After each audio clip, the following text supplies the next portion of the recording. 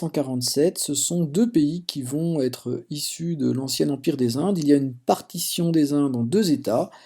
Ces deux États, vous les avez trouvés, ce sont l'Union indienne et le Pakistan. Alors pourquoi deux États sont-ils créés? La carte parle d'elle-même. Nous avons un Pakistan en deux blocs, un pays avec deux blocs qui sont distants de plus de 2000 km, le Pakistan occidental à l'ouest, le Pakistan oriental à l'est, et entre les deux, l'Union indienne. Cette carte ressemble à celle que je vous avais montrée en début de leçon sur la diversité religieuse de l'Inde, et ça correspond à la répartition des religions dominantes selon les territoires de l'Empire des Indes. Le Pakistan, qu'il soit occidental ou oriental, est un État à majorité musulmane. Ça ne veut pas dire qu'il n'y a pas d'hindous qui vivaient dans ces régions-là, mais des Indiens qui étaient plutôt musulmans. Dans l'Union indienne, ce sont des États à majorité hindoue, mais il y a aussi beaucoup de musulmans qui vivent ici.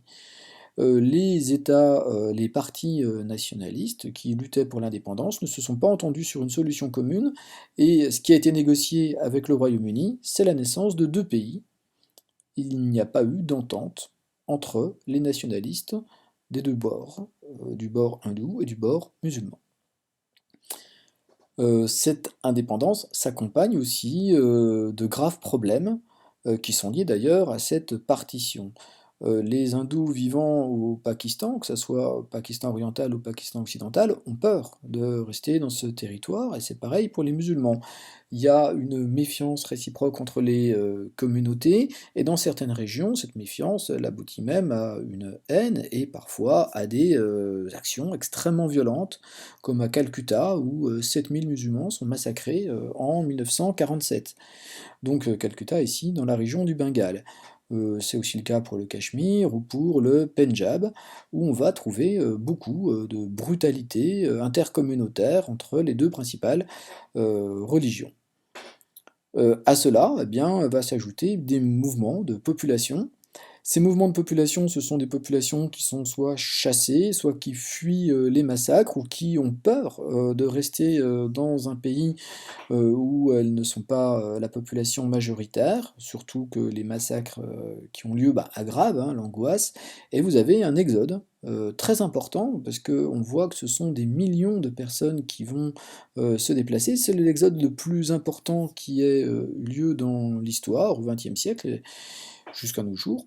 17 millions de personnes vont soit quitter le Pakistan pour se rendre dans l'Union indienne, soit l'inverse, quitter l'Union indienne pour aller au Pakistan. Cet exode, il est à noter, et à retenir, à l'indépendance, il y a bien deux États qui sont créés, donc Union indienne et Pakistan, et ça s'est accompagné de terribles violences à caractère religieux. Pour finir, et pour illustrer ce propos, une image de l'exode, on en trouve beaucoup. J'ai pris pas forcément celle qui était la plus violente, mais vous voyez des files de population ici en train de quitter le territoire de l'Union indienne pour se rendre au Pakistan, cherchant la sécurité. Ce que nous montre cette image, c'est le caractère massif de cet exode, et puis on voit que ce sont des gens dans un pays qui n'est pas à ce moment-là, qui est un pays en développement, qui est un pays très pauvre, et des populations qui avaient déjà très très peu et qui ont perdu beaucoup.